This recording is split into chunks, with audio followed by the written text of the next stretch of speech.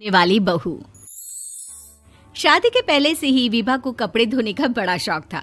कभी नल के नीचे तो कभी तालाब के पास। अरे मेरी नीली वाली लुंगी नहीं दिख रही है। विभा की अम्मा कहाँ रखी है लुंगी? अरे वो तो विभा ने परसों ही धोकर रखी थी आपकी अलमारी में, देखो वहीं होगी। वो ना मैंने आज धो दी, मुझे लगा कि गंदी हो गई होगी। अरे कैसे गंदी हो गई थी, उसे तो मैंने पहना भी नहीं। हे भगवान, इस लड़की के कपड़े धोने की आदत से परेशान हो गया हूँ मैं। जितना तो घर में राशन नहीं आता उससे कहीं ज्यादा डिटर्जेंट पाउडर का खर्चा है। इसकी शादी करवा दो, शादी जाए अपने घर में ही करे काम, फिर चाहे घर के कपड़े धोने हो या पूरे गांव के। हाँ ठीक बोल रही हूँ, देखता हूँ मैं कोई लड़का। वो दिन भी आ जाता है जब विभा को देखने लड़के वाले आ जाते हैं। लड़की मुझे अच्छी लगी। होने वाली सास कहती है, बेटी अगर कुछ पूछना है तो पूछ लो। वैसे तो हमारी लड़की बहुत ही शर्मीली है, जो बोल दो वो मान लेती है, इसे क्या पूछना होगा। अरे कैसी बात कर रही हो माँ, मुझे इन लोगों के घर रहना है, सवाल तो कई है। हाँ हाँ बेटा पूछ लो ना, क्या पूछना है। आप लोगों के घर कपड़े कौन धोता है? सास का मुंह बन जाता है। देखो अगर तुम ये कहना चाहती हो कि तुम्हें कपड़े धोने नहीं आते तो सुन लो, कपड़े मैं ही धोती हूँ, लेकिन तुम्हारे आ जाने के बाद मैं रुमाल तक नहीं धोऊंगी। अरे चुप रहना भाग्यवान, बहू बेचारी घर आई नहीं, उसे डराना शुरू कर दिया। वो क्या है ना बिटिया, अभी तक तो ये कल्लू की माँ ही धोती थी, लेकिन अब तुम्हारे पापा तो दहेज में वॉशिंग मशीन देंगे ही। तभी विभा की माँ बोल पड़ती है, सवाल भी पूछा तो क्या। वैसे भाई साहब, मशीन की तो फिर भी कपड़े धोने की कैपेसिटी होती है। मतलब जो बिटिया दे रहे हैं ना विभा, इसे कपड़े धोने का बहुत शौक है। ये आप लोगों के क्या, आस पड़ोस गांव मोहल्ले सबके कपड़े धो दे और उफ तक ना करे। बाहर देखा नहीं आपने कितने कपड़े सूख रहे हैं, सब हमारी बिटिया ने ही तो धोए हैं। बस भी करो ना माँ, शर्म आ रही इतनी तारीफ सुनकर।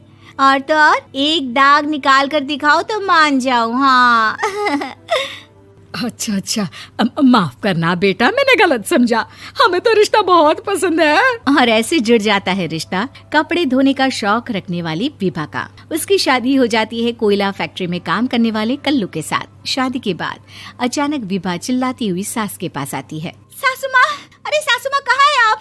ये तो धोखा है, धोखा दिया आप लोगों ने मुझे। इसे ससुर के चक्कर के बारे में पता चल गया। अरे तो उसमें तुझे क्यों धोखा मिला है? अरे नल में पानी नहीं आता, कपड़े कैसे कब धुलेंगे? अच्छा तू पानी नहीं आ रहा उसकी बात कर रही है। तो आपने क्या सोचा? कुछ नहीं। अच्छा तेरी माँ ने कहा था कि कपड़े धोने का शौक है तुझे, याद आया मुझे। शौक बोलकर कपड़े धोने वाले मेरे जुनून को कम ना आके सासू माँ, कपड़ा धोना मेरा गुरूर है। तभी पति भी वहाँ आ जाता है। अभी मैंने इसे सनी देओल की फिल्म दिखाई है, उसी के डायलॉग मार रही है माँ। अच्छा सुन, साफ साफ बता रही हूँ, पानी सुबह 4 से 6 और शाम को 10 से 12 आता है, समझी? विभा टाइमिंग सुनकर हैरान हो जाती है। ये क्या भूतों का मोहल्ला है? सुबह 4 बजे उठकर कौन कपड़े धोता है? 4 बजे टंकी में पानी जाता है, फिर सारा दिन धोना ना, किसने मना किया? अरे कैसी बात कर रही हैं? 200 लीटर की टंकी में कितने कपड़े धो लूंगी मैं, सुबह ही उठ जाऊंगी मैं। अब क्या था, विभा सुबह 4 से लेकर रात के 12 बजे तक कपड़े ही धोती रहती।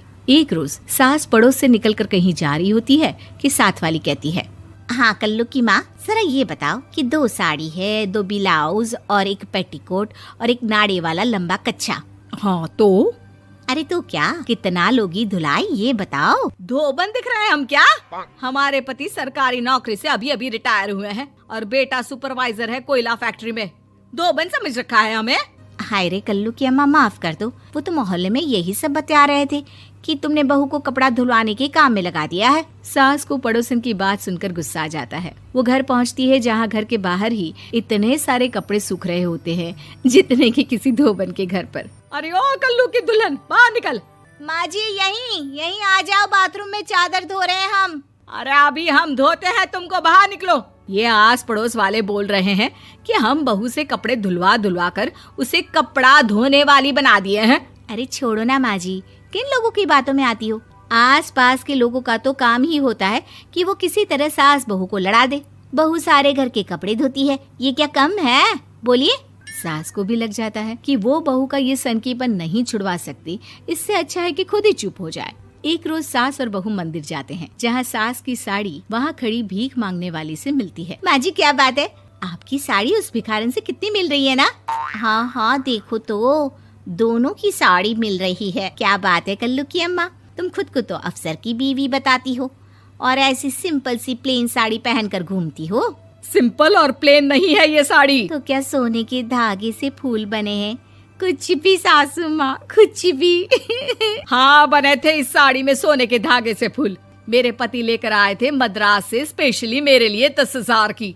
ताहे भाई साहब इस भिखारन के लिए भी सेम टू सेम साड़ी लेकर आए होंगे 10,000 की। सास उस वक्त तो कुछ नहीं कहती, लेकिन बहू के साथ घर आती है और अलमारी से एल्बम निकाल कर लाती है। ये साड़ी देख रही है, ये वही साड़ी है जिसे मैंने अभी पहना था। इस साड़ी में ये जो चमकदार फूल दिख रहे हैं ना, ये सोने के धागों से काढ़े गए हैं। लेकिन तू लोकल वॉशिंग मशीन ब्रश से घिस घिस कर सारे फूलों को निकाल कर साड़ी प्लेन कर दी। मुझे माफ कर दीजिए सासू माँ। और तो और, जब मैंने तुझे तेरी गलती के लिए कुछ नहीं कहा, लेकिन तूने तो सबके सामने मेरा मजाक ही बना दिया। क्यों? बहू को समझ में आ जाता है कि अब से उसका